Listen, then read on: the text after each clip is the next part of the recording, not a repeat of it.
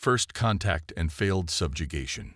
The Varisian collective had conquered over 3,000 worlds across 7 galaxies. Their method was elegant, efficient, and utterly devastating. Telepathic subjugation on a planetary scale. No species had ever successfully resisted their mental dominance. Until Earth. Commander Xerix materialized in Central Park on a crisp autumn morning, his translucent form shimmering briefly before solidifying into a humanoid shape that would pass casual human inspection. His 5-member elite subjugation team appeared moments later, arranging themselves in the ritual pentagon formation that had heralded the fall of civilizations far more advanced than these primitive humans. Begin preliminary scan, Xerix transmitted telepathically to his team. Standard protocols. Target density is high. Estimated subjugation time. 6 planetary rotations. Specialist Nyx, their cognitive cartographer, extended her consciousness outward like an invisible net cast over the bustling park. Her task was simple: map the basic neural architecture of the species, identify control points, and establish the mathematical models for mass subjugation. Curious, she transmitted after several moments. Their brains appear structurally simple, yet the thought patterns are unusually diverse. Xerix dismissed her hesitation. All species present unique variations. Proceed with the first stage probes. The first human target was a jogger, a middle-aged woman running along the park's winding paths, her mind seemingly focused on her rhythm and breathing. Nyx inserted the standard control tendril, a psychic construct designed to establish basic command protocols within a subject's mind. The woman stumbled, stopped, shook her head vigorously, then continued running, her pace actually quickening. Control failure, Nyx reported, confusion evident in her transmission. The subject's mind rejected the implant. Impossible, Xerix replied. Adjust parameters and try again. The second attempt targeted a cluster of humans, a family of 4 seated on a picnic blanket. The Varisians had found that group subjugation often proved more efficient, as social creatures tended to amplify control protocols through their natural bonds. All 4 humans simultaneously reached for their heads. The youngest, a child of perhaps 6 years, began to cry. The father stood up, looking around with narrowed eyes. The mother pulled her children close. Within moments, their lives had returned to normal, the brief mental intrusion apparently forgotten. This is unprecedented, transmitted Krell, the team's veteran subjugator. Their minds aren't just resisting. They're actively ejecting our control mechanisms. Xerix's crystalline eyes narrowed as he processed this information. In 3,000 years of service to the collective, he had never witnessed a failed initial subjugation. We need more data. Disperse and attempt individual probes across different human demographics. Meet back here at Solar Apex. The team dissolved into invisibility, each member targeting different sections of the sprawling city. Specialist Vora chose a university lecture hall, where humans engaged in knowledge transfer, typically a vulnerable state for most species. She slipped into the back of a psychology lecture on the unconscious mind, appreciating the irony. Her target was the lecturer, a human male approximately 50 years old, whose mind should have been fully focused on his material, an ideal state for infiltration. Vora waited until he paused to take a sip of water, then launched her psychic probe. The professor stopped mid-sip, placed his cup down carefully, adjusted his glasses. Interesting, he said to his class of 200 students. I just had the strangest thought. Almost like someone else's idea trying to take root in my mind. Vora froze. This was impossible. No species had ever consciously detected a Varisian probe. It brings up something I wasn't planning to discuss today. The professor continued. The resilience of human consciousness against external influence. Some theorists propose that our minds have evolved specifically to resist outside control, a kind of cognitive immune system. Vora retreated, her telepathic senses reeling.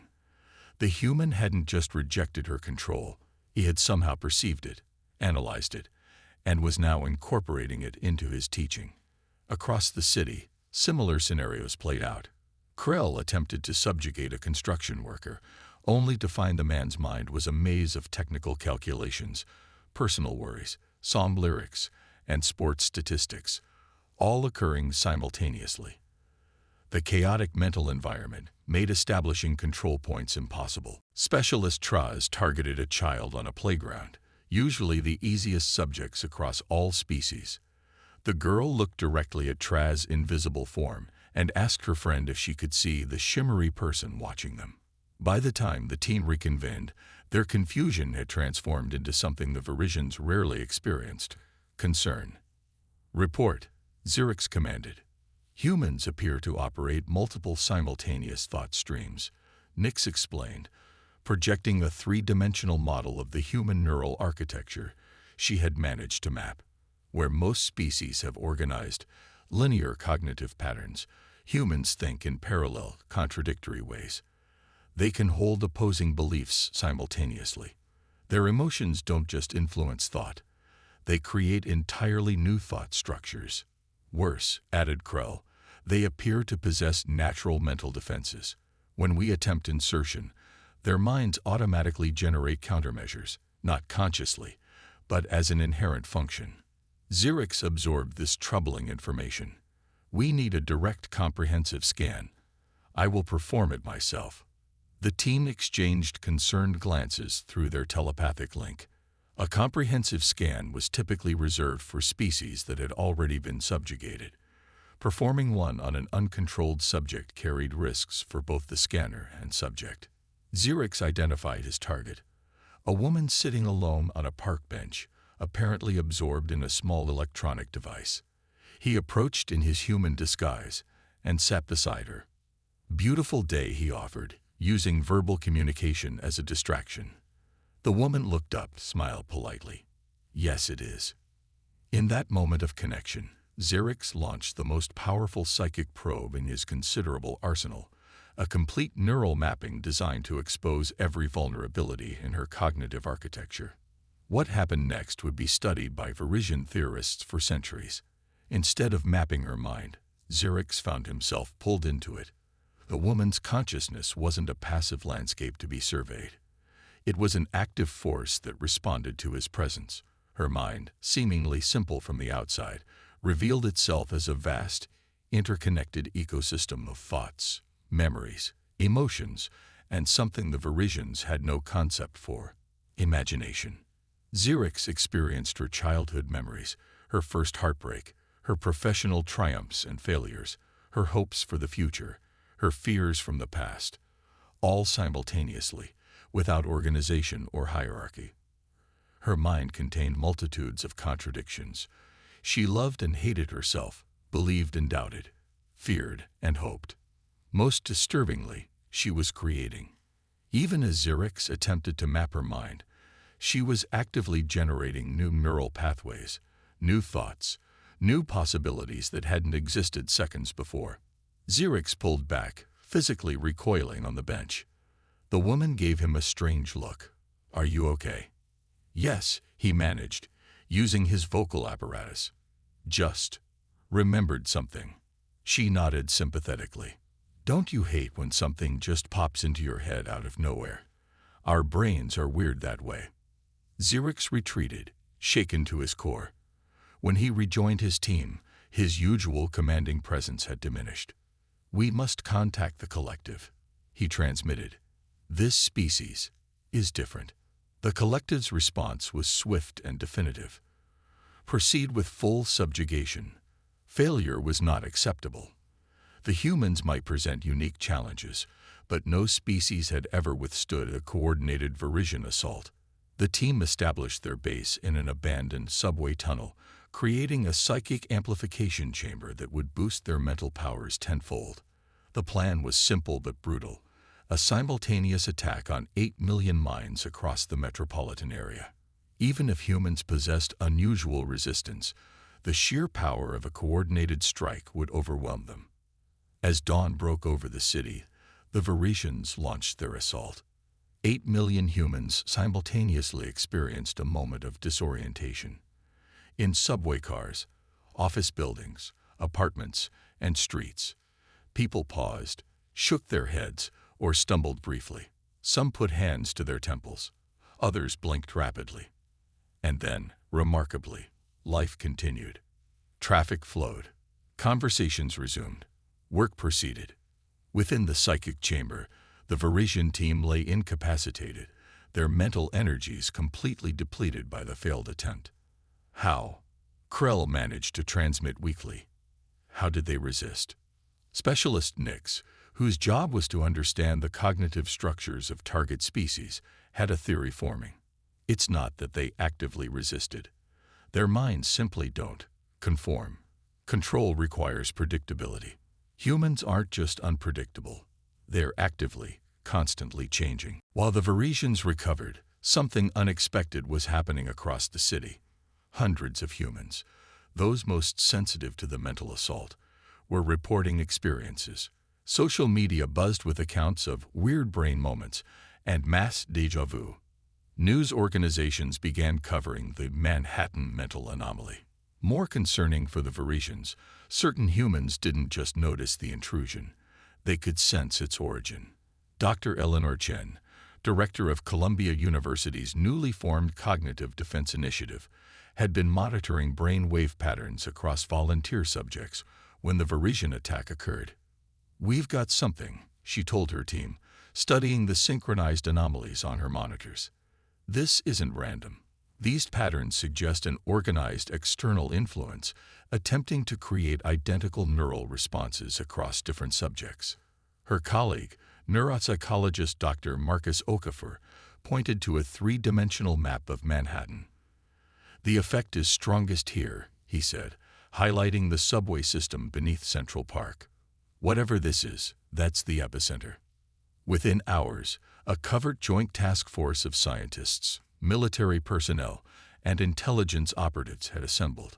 While most humans continued their lives unaware, this group had not only detected the alien presence, but was actively working to understand and counter it. As the Varisians prepared for a second, more powerful assault, they remained unaware that their targets were now hunting them. Dr. Chen's team had constructed a makeshift laboratory in a commandeered maintenance room, just 2 levels above the Varisian chamber. Using modified EEG equipment and experimental quantum field detectors, they were mapping the alien mental signatures. "It's like nothing we've ever seen," Chen explained to General Rivera, the military liaison assigned to her team.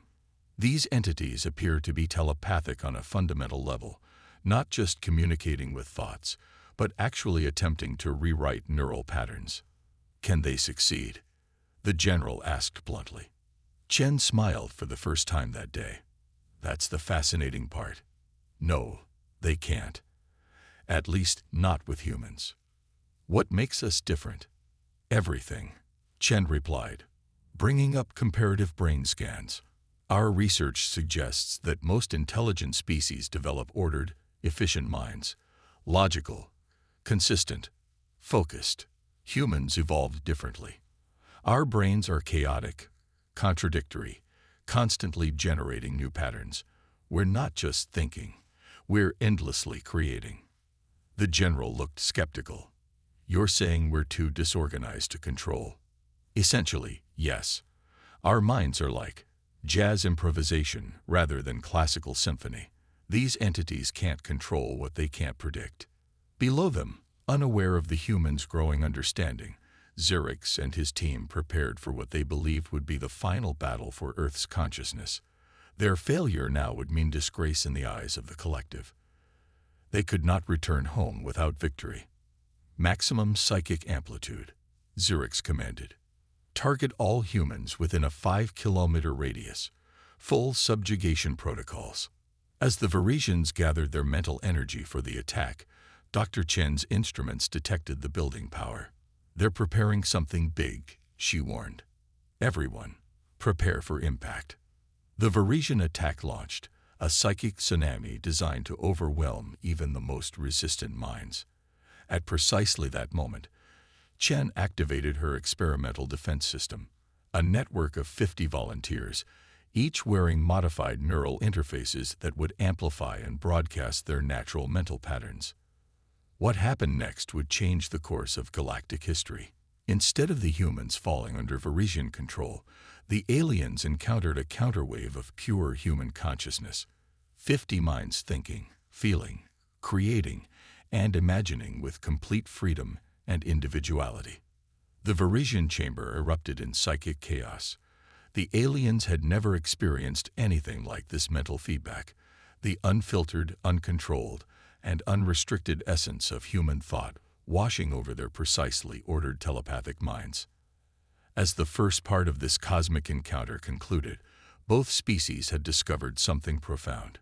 In the battle of minds, humanity's greatest weakness, its chaotic, contradictory nature, had revealed itself to be its greatest strength. Understanding and confrontation. Dr. Eleanor Chen stared at the monitoring equipment, watching as alien brain patterns spiked erratically across her screens. The counterattack had worked better than anticipated. The Varisians were in disarray, their telepathic network disrupted by the chaotic flood of human consciousness they'd encountered. "They're recovering," she told her team, pointing to the stabilizing patterns. "But they're communicating differently now. Less coordination, more discussion."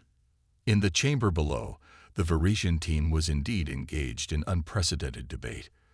For the first time in their thousands of years of conquest, they faced not just resistance, but incomprehension. "This cannot be natural," Krell insisted, his telepathic voice still weak from the mental backlash. "No species evolves such cognitive discord. It defies evolutionary efficiency." Nix, whose specialty was understanding alien minds, had been analyzing the human counterattack. "I believe that's precisely why they're resistant to us. Their minds evolved not for efficiency, but for adaptability." Xerix, recovering his composure, made a decision that would alter the destiny of both species. "We must understand before we can conquer." Traz established direct communication with whoever orchestrated that counterattack. "They are clearly the alpha minds of this species." Above them, Dr. Chen's team was reaching similar conclusions. "They're reorganizing," she told General Rivera. "And I'm detecting a new pattern, directed specifically at our equipment. I think they're trying to communicate." The general frowned. "Is that safe?" "Nothing about this is safe," Chen replied with a wry smile. "But understanding a potential threat is better than remaining ignorant of it." She adjusted her neural interface. "I'm going to attempt direct contact." The first telepathic exchange between human and Varisian was neither elegant nor entirely comprehensible to either party. Chen experienced it as a flood of structured thoughts too organized to be human, while Traz encountered a mind that seemed to scatter in 1,000 directions simultaneously. Gradually, they established a primitive mutual understanding. "You resist," came the alien thought, more concept than language. "We exist," Chen replied mentally, struggling to maintain focus against the strange sensation of another consciousness touching her own. "Your minds, chaotic, inefficient, contradictory." Chen found herself reflexively defending humanity. "Our minds, creative, adaptive, free." There was a pause, a sense of conferral among multiple alien minds. "We would understand." What followed was unprecedented in Varisian conquest history, a request, not a demand. A team of human specialists would meet with the Varisian scouts to exchange knowledge. Both sides recognized the risk. Both sides saw the necessity. The meeting took place in neutral territory, a secured conference room at the United Nations, hastily modified with equipment from Dr. Chen's laboratory. General Rivera insisted on a military presence, though Chen argued that conventional weapons would be useless against beings who existed primarily as mental energy. The Varisians materialized fully for the first time, revealing their true forms. Crystalline humanoids whose bodies seemed composed of translucent, faceted surfaces that shifted color with their thoughts. A surprised murmur ran through the human delegation. Xerix, designated speaker for the Varisians, addressed the humans verbally. "A significant concession. We have subjugated 3,462 sentient species," he stated without preamble. You are the first to resist our control. General Rivera tensed, but Dr. Chen stepped forward. We didn't resist you, she explained. Our minds simply work differently than what you've encountered before. Dr. Marcus Okafor activated a holographic display showing comparative neural mapping. Most intelligent species evolve toward order, efficient, predictable thought patterns. Humans evolved in a different direction. The display showed the neural activity of various Earth species compared to human patterns. Where other mammals showed relatively straightforward pathways, human brains lit up in seemingly random, constantly shifting configurations. Our evolutionary path favored cognitive diversity over efficiency, Chen continued. Every human mind is unique, not just in its memories or experiences, but in its fundamental architecture. We think differently from each other, not just from you. Nyx moved forward, her crystalline form shifting to blues and greens, colors the humans would later learn indicated intense scientific interest. This explains our difficulty. Our control methods require predictable neural pathways. Your species has none. More than that, interjected Dr. Lakshmi Patel, the team's consciousness theorist. Human minds actively create new neural pathways throughout our lives. We call it neuroplasticity. Our brains physically reorganize themselves based on new experiences or even new thoughts. This concept visibly disturbed the Varisians, their forms flickering with pulses of dark red. Impossible, Traz transmitted, forgetting to use verbal communication in his agitation. Cognitive structures must remain stable for consciousness to persist. Dr. Patel smiled. That's the miracle of human consciousness. We maintain a sense of self despite constantly rebuilding the physical structures that generate that self. We are, in a very real sense, always becoming. The scientific exchange continued for hours, both species struggling to comprehend the other's fundamental nature. The humans learned that Varisian consciousness was collective yet hierarchical. Individual minds maintained their identity while participating in a shared telepathic network that spanned galaxies. This network allowed for instantaneous communication and coordinated action across vast distances, making them formidable conquerors. The Varisians, in turn, were struggling to comprehend a species whose minds operated independently yet cooperatively, without telepathic connection, but with complex language and symbols that allowed them to share abstract concepts and build upon each other's ideas. How do you maintain unity without mental linkage? Krell asked, genuinely confused. General Rivera laughed. We don't. Look at our history. We argue, fight, even wage war against each other. But we also build together, create together, solve problems together. Inefficient, Xerix observed. But resilient, Chen countered. When one approach fails, we try something different. When one society collapses, others continue. Our diversity is our strength. As the exchange continued, Xerix sent a private transmission to the collective, billions of light years distant, but instantly connected through the Varisian mental network. The response took even him by surprise. The collective has been monitoring our exchange, he announced to the human delegation. They have made an unprecedented decision. Earth will not be subjugated. The humans exchanged glances, relief mingled with suspicion. Instead, Xerix continued, we wish to propose an alliance. The proposal was extraordinary. The Varisians had encountered a fundamental challenge to their understanding of consciousness itself, rather than attempt to overcome human resistance through force, which their initial failures suggested might be impossible anyway. They sought to study and learn from it. Your species possesses mental characteristics that could revolutionize our understanding of consciousness, Nyx explained.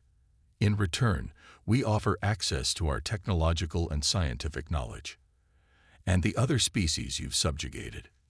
Dr. Chen asked pointedly. What about them? An uncomfortable silence followed. Finally, Xerix responded. That is, negotiable. The discussions expanded rapidly beyond the initial scientific exchange. Diplomats, ethicists, and leaders from around the world joined the conversation. The revelation of alien contact, managed carefully to prevent panic, created a unified human response unlike anything in history. The collective, for its part, found itself in an unprecedented position. For millennia, they had expanded through subjugation, their telepathic dominance unchallenged. Now they faced a species not only resistant to control, but potentially offering a new evolutionary path. 3 months after first contact, a formal agreement was reached. Earth would remain autonomous, free from Varisian control.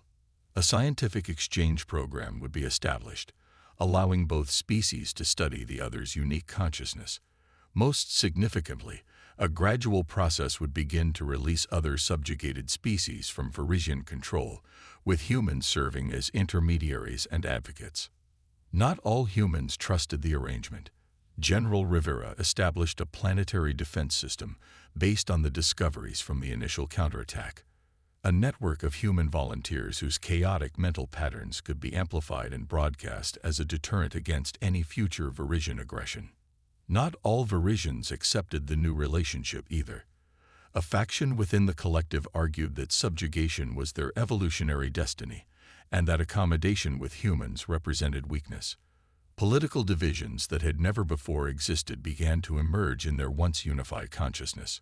1 year after first contact, Dr. Chen stood on the observation deck of the first joint human-Varisian research station in Earth orbit.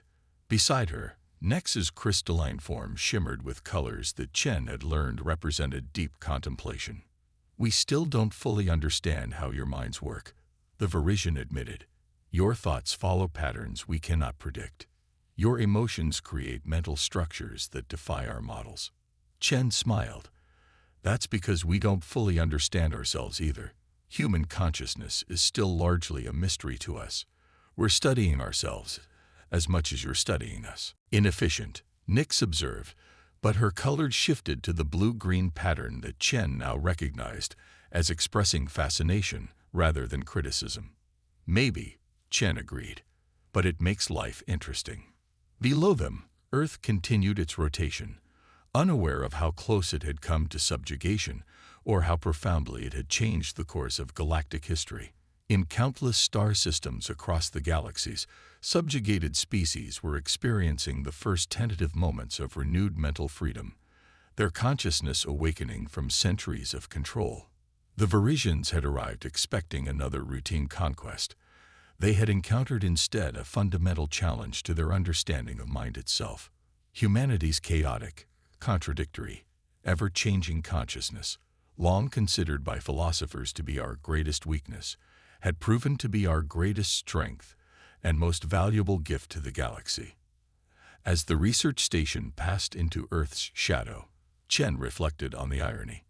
The species that had conquered thousands of worlds through mental domination had been stopped not by superior technology or military might, but by the beautiful, maddening unpredictability of the human mind. "We're still becoming," she told Nix, watching as the first stars appeared against the blackness of space. "That's what your people need to understand about us. We're never finished. We're always evolving, always creating ourselves anew." "And that," Nix replied, her form glowing with colors Chen had never seen before, "is why you are both terrifying and magnificent."